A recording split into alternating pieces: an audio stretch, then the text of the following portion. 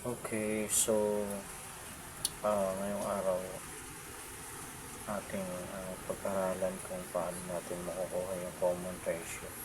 So, remember guys na ito ay nare-represent ng small letter r.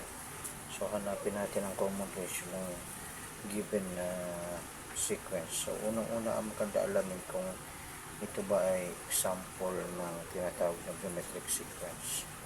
No? So, every sequence must be checked if it's a geometric sequence. So, ito, second term divided by the first term giving us 3, ganun din. Okay, so yun, all of this sequence, okay, are example of this geometric sequence. So, okay, we are urged to get the common ratio. Alamin natin kung anong common ratio or paano makukuha ang common ratio.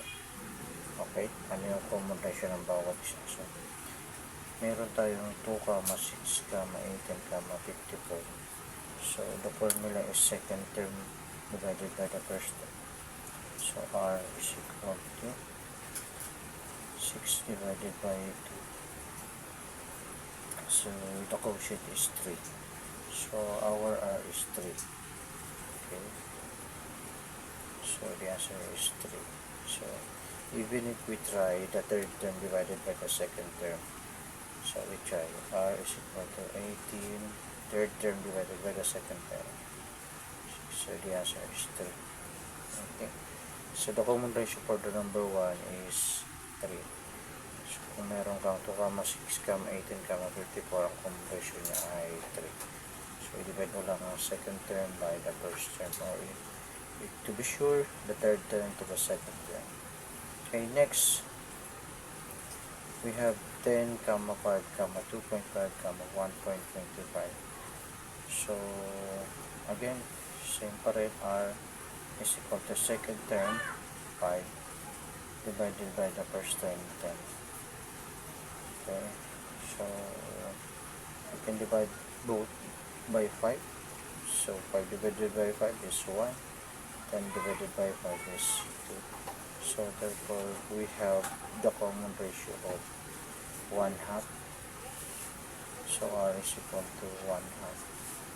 Or if you divide 1/2, so giving us 0.5 in decimal.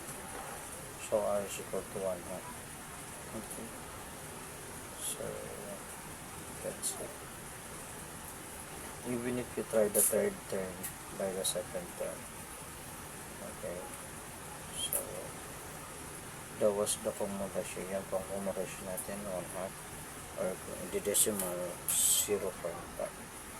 Okay, next number 3, we have 1, 3, 9, 27, 81. All of this guys, yung mga ito, yung number 1, number 2, number 3, ay halimbawa ng infinite geometric sequence. So, because of the 3 that's present, okay, after the numbers, after the values. Okay, so, ang number 3, 1, 3, 9, 27, 81, what is...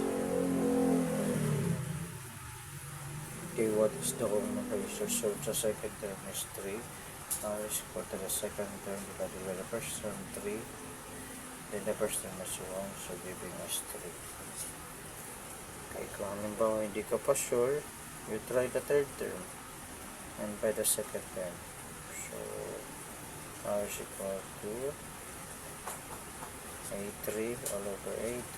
So, that was 9 all over 3. And giving us 3. So, r is equal to 3. Okay, so, yun lang ang mapapayo ko. Okay, kapag halimbawa, ganito yung problem, find the common ratio of a sequence. So, make sure that all of the given sequence is a geometric sequence. Because in geometric sequence, okay, we are it is significant to know first to have the common ratio of a sequence. Otherwise, there is not an example of geometric sequence if we don't have common ratio. So, mahalaga mayroon tayong common ratio. So, yun. Check muna kung ang lahat ng sequence na ibinigay ay halimbawa ng geometric sequence. And kung halimbawa siya ng geometric sequence, compute lang for the R or yung commutation. So, yun lang po. And hoping na may natutunan po kayo ngayong araw na to. Salamat po. Don't forget to subscribe for more videos like this.